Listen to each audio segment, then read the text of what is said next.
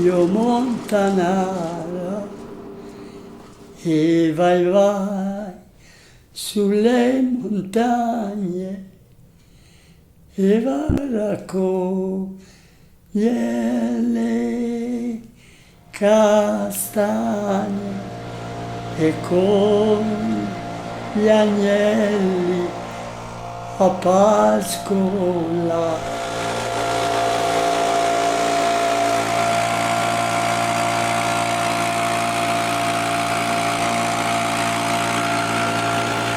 Faceva il piacere andare a raccogliere. Alla sera era ora di venire a casa, uno non avrebbe andato a casa perché vedevi quelle belle castagne grosse e belle sane e porco Giuda. E noi a Scagnello c'è uno che ha proprio la cooperativa, ma li fanno venire dalla Spagna, dappertutto. Arrivano sti tir che sono lunghi 10 metri.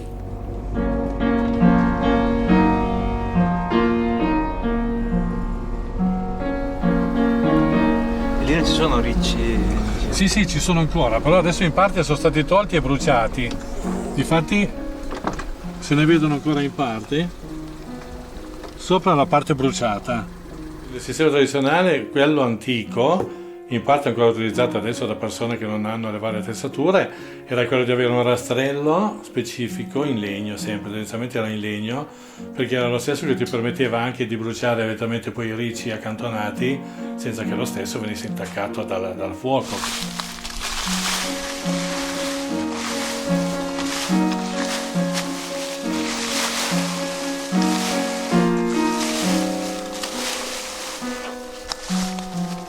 I ricci venivano poi bruciati, le castagne sono uscite tutte.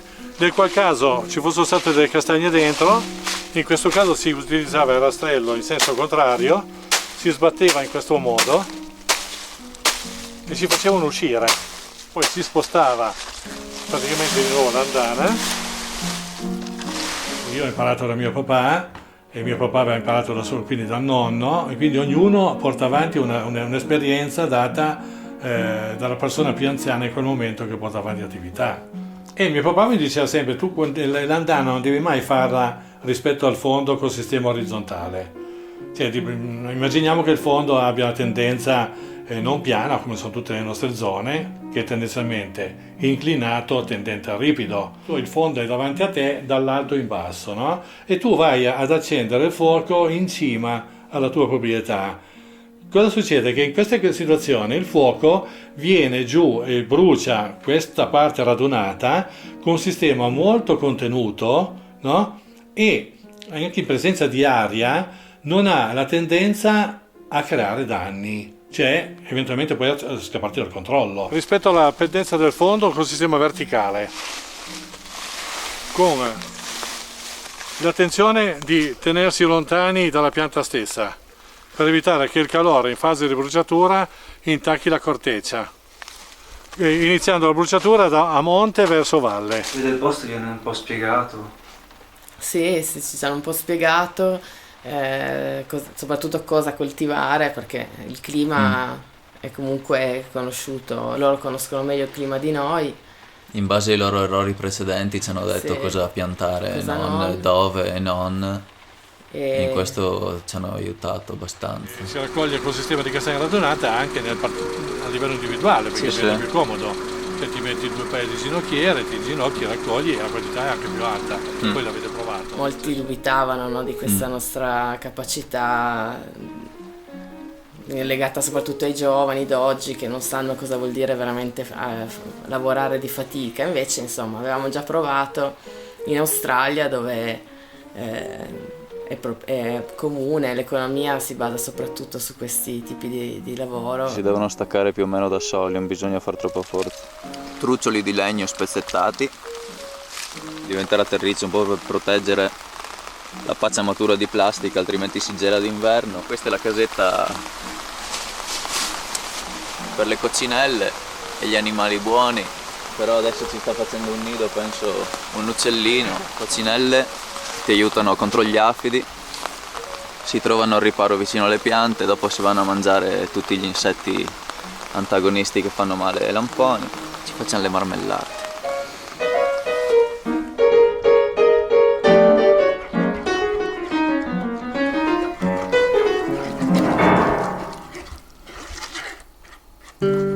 L'essiccazione così della castagna nasceva esclusivamente per una questione di immagazzinamento e sopravvivenza durante l'anno. Si mangiavano castagne tutto l'anno. Questo è un garage con lo scavo adiacente. Qui è già il risultato finale dello scavo. E procediamo con la cernita. Il primo da escludere è quello che è il cosiddetto grouillon, ovvero il guscio, che poi in realtà qualcuno è pieno, qualcuno è marcio, ed è il primo che togliamo. Poi si va a togliere la cosiddetta castagna vestita, qui ne ho poche, ma mantiene la seconda pelle. Le mettiamo tutte assieme e poi queste vanno in ammollo per 3 ore in acqua fredda e dopodiché si mettono in un sacco e si dà una sbattuta. Il 90% della seconda pelle se ne va via, quindi la castagna si sveste e normalmente sono castagne ottime. Questa qui è una castagna che ha ricevuto troppo calore avendo ancora umidità dentro e quindi il tannino fa reazione e dà questo colore brunito che è anche molto bello, però è molto forte. Antitritogrammici, anti qui, anti là, non si fa niente. Si cura il bosco, si deve potare quando è ora, si deve tenere il castagno il più pulito possibile, se scendono bene, se non scendono all'anno prossimo. Qua ci troviamo in un essiccatoio tradizionale, questo qua si chiamano le castagne bianche, ancora alla vecchia maniera. Quello che succede è abbiamo un seccatoio su 2 piani. Nel primo piano accendiamo un fuoco per 40 giorni ininterrotto. Nel secondo piano facciamo questo strato di 40 cm di castagne fresche. Al momento ce n'è un 10 cm scarsi. Quello che succederà è che noi vogliamo arrivare fino a questo livello qua dell'essiccatoio. Copriamo le castagne con dei sacchi di juta in modo che anche quelle in alto si scaldano e si seccano bene. Questo tubo qua noi spingiamo le castagne, le mandiamo alla sbucciatrice che fa la lavorazione e una volta terminata la lavorazione il seccatoio torna vuoto e è pronto per la prossima annata. Questa è la buccia di castagne, la pula, viene utilizzata per fare il fuoco che vedremo nello step successivo. Se facesse una fiamma troppo alta c'è il rischio che bruciamo tutte le castagne di sopra, invece brucia piano piano e lascia questo fumo che è quello che noi vogliamo poi nel nostro prodotto. Alcuni utilizzano anche il legno, ma il problema del legno è che il fuoco devi essere molto più attento, il fuochista deve fare più attenzione perché utilizzando il legno c'è il rischio che la fiamma sia troppo alta e delle volte succede, vengono bruciate le castagne sul seccatoio e tu butti via tutta l'annata. Ecco, qua si vede bene. È pirolitica? Esatto, esattamente. L'accendi da qua sopra? No, lo accende da sotto. Dobbiamo fare in modo di avere il meno scarto, il meno spreco possibile. Anche noi abbiamo detto, vabbè, magari buttiamo il cippato, lo lasciamo qua e l'abbiamo messo intorno alle piante. Mio nonno faceva il falegname e ovviamente qua nella zona il castagno veniva utilizzato in tutto, anche nel mobile. Vede che ha lavorato molto grizzamente, però è fighissimo, cioè un mobile stupendo. Dal castagno non si butta via niente. Dal castagno non si butta via niente, una volta anzi con la farina di castagne poi riesci a fare i biscotti, fai appunto la birra che assaggiamo a breve. Una volta che uno ha le castagne secche di metterle la notte prima a mollo nell'acqua in modo che si ammorbidiscono già le castagne. Dopodiché, tempo di cottura di un 30-40 minuti, consigliamo di aggiungerci semi di alloro di finocchio e bollitura classica e poi una volta che sono cotte uno può decidere di metterle nel latte piuttosto che mangiarle come dei legumi secchi. E cosa facciamo qui? Cerchiamo di vivere ad un ritmo meno frenetico. Sono tante cose di cui anche ci si dimentica, tipo coprire la legna quando piove, quindi adesso bisogna portarla dentro, farla asciugare. Tutte le piante che sono arrivate al termine della loro vita dell'orto si buttano diventano concime per le piante dell'anno prossimo. Ogni pianta vicino all'altra e ogni pianta ha le sue caratteristiche e aiuta la pianta vicino, anche se diversa, no? E quindi le piante si parlano tra virgolette tra di loro, trasmettono le sostanze. E lo fai vedere a una signora di 80 anni che ha sempre fatto l'orto, si mette le mani nei capelli perché... Ma è tutto fatto apposta? Sì. Le foglie cadono, coprono il terreno e danno nutrimento. Noi facciamo cadere le foglie, le piante vecchie, ci mettiamo cose organiche sopra e daranno nutrimento.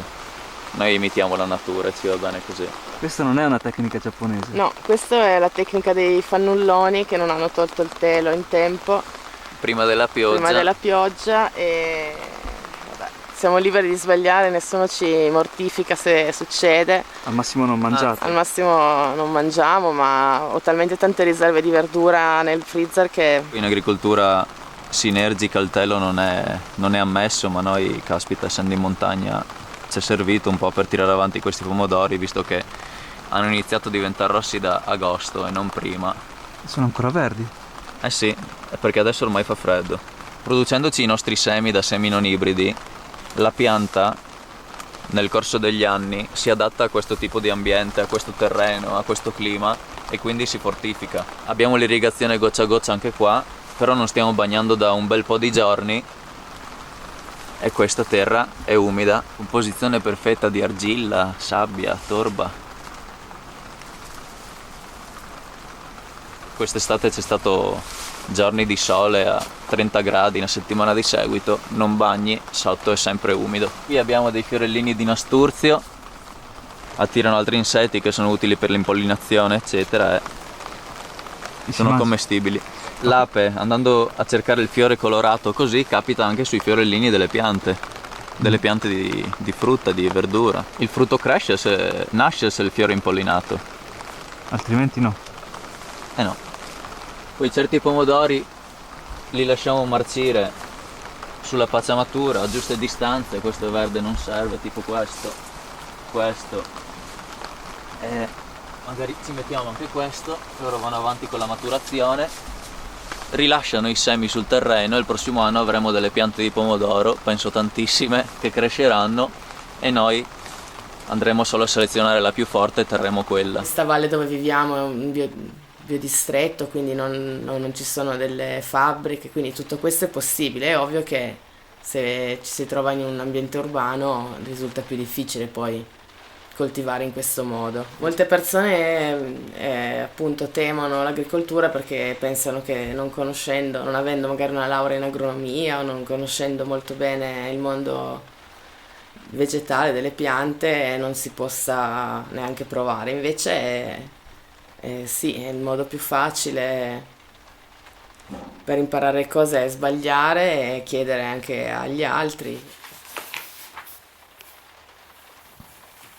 Elenca anche tipologie di coltivazione di cultivar in giro per il mondo, in Cina, in Giappone, in Asia tantissimo si mangiano le castagne, molto più di qua. E ognuno ha le sue tradizioni. Allora tu fai una specie di mix. No, la TV non ce l'abbiamo neanche, neanche la radio, sinceramente. Però sì, vengono abbastanza persone a trovarci. Qua ho portato l'altro con la gamba ingessata la prima curva. Io so piemontese. Che poi noi la cantiamo alla scagnellese, che diciamo la leina. E poi lì ce ne sono un sacco che mi voleva sposare quello lì, ma non va bene. Così. Significa che voleva sposare questo personaggio, tale Giovanni. Che piantava i ravanelli al chiaro di luna. Al chiaro di luna. Non la so. La mia mamma vuole che fila però la facciamo. La mia mamma vuole che fila al martes. Ma mia al martes gioco le carte, mia luna, ciappo le puse, un po' zuzzio, un po' di la mia mamma. Belline. Ciappo e pule. Ma dice quella? Sì, vuole che io fili la lana, Francesco. Ma non dice solo quello, perché sì. fila nel senso vuole no, che io penso che mi hanno detto che una volta cantavano tutti, mi hanno detto che anche nei boschi quando andavo, e la gente mi hanno detto Adesso prenderebbero per scemo se voi andaste a lavorare cantando. C'era uno con una fisarmonica che faceva solo così, si ballava. Valzer, mazurka, tango, tutte quelle cose vecchie, tutte quelle cose. Anche le donne cantavano? Anche le donne.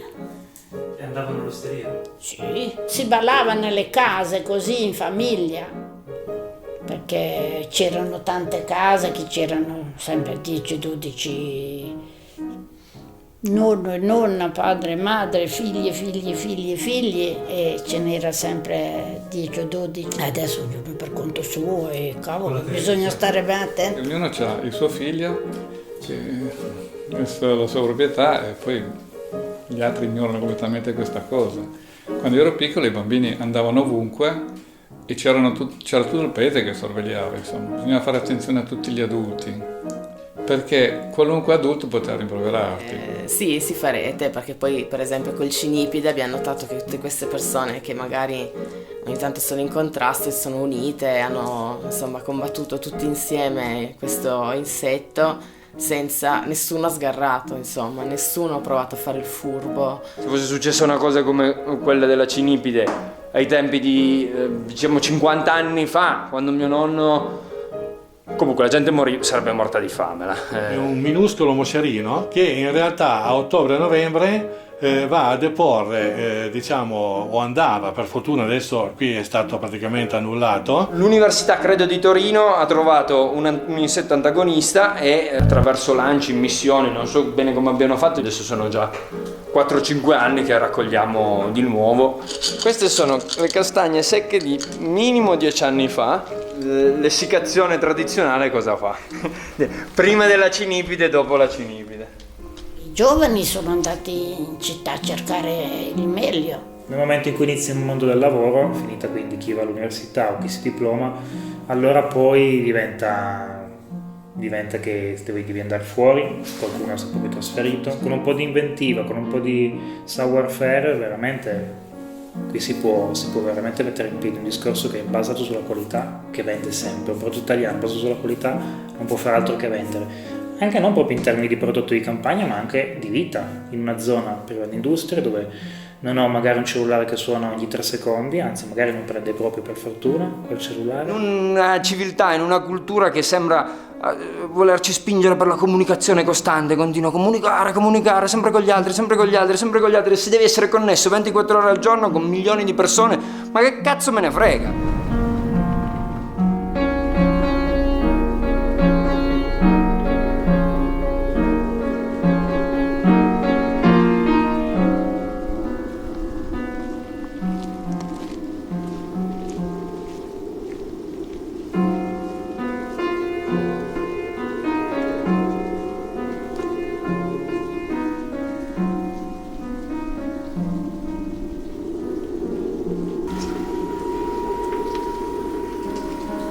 All'inizio sembrava la panacea di tutti i mali, nel senso che questi sembravano aver portato la ricchezza nella vallata.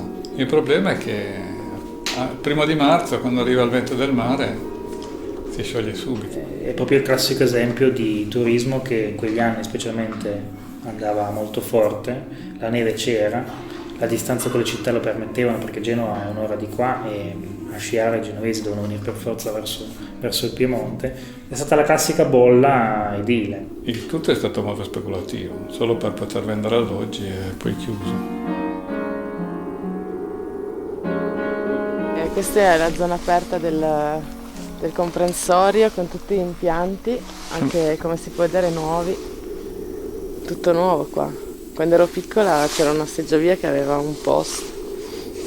Se uno comincia ad avere prima di tutto un buon rapporto con se stesso, con quello che lo circonda, riuscendo a creare magari anche un circolo, vivendo in sintonia con le stagioni, con quello che la natura può dare, tutto un po', agli altri abbia poi anche qualcosa in più da dire, che comunicare che stai comunicando.